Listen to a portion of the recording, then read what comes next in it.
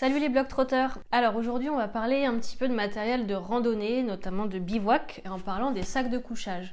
Donc la question aujourd'hui ça va être, est-ce qu'il faut plutôt choisir un sac de couchage avec un rembourrage en duvet comme celui-ci ou avec un rembourrage synthétique comme celui-ci?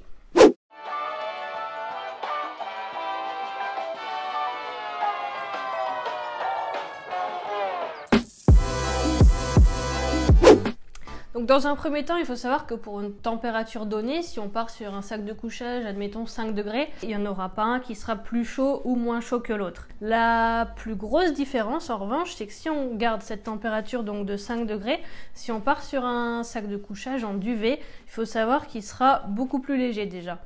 Je pense que vous voyez tous un petit peu la plupart des doudounes qu'on fait maintenant, qu'on porte en hiver. La plume, c'est quelque chose de super léger.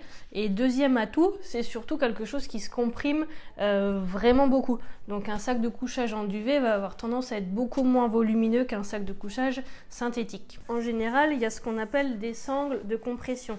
Donc c'est ce que je te disais, ça permet de vachement comprimer la plume et d'obtenir un volume qui va être intéressant et qui va permettre à ton sac de couchage de se glisser un petit peu partout dans ton sac de randonnée, Et donc voilà, là on voit bien la différence de volume entre un sac en duvet et ici un sac synthétique qui lui n'a même pas de sangle de compression. Donc voilà, donc on a parlé du poids, on a parlé du volume. Malheureusement, les sacs de couchage en duvet n'ont pas que des avantages. Un des principaux inconvénients, ça va être que la plume absorbe énormément l'humidité.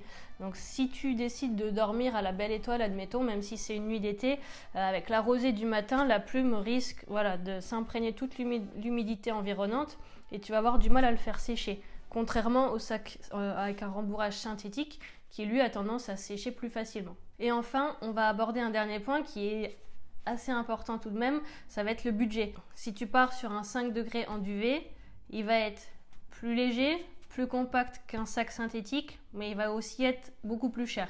Donc voilà, ça pèse dans la balance, ça va t'aider certainement à faire ton choix aussi. Voilà, donc si cette vidéo t'a plu et que tu souhaites aller plus loin, que tu souhaites avoir des conseils en termes de sac à dos, de chaussures, de toile de tente, matelas de sol, réchaud, popote, lyophilisé, etc.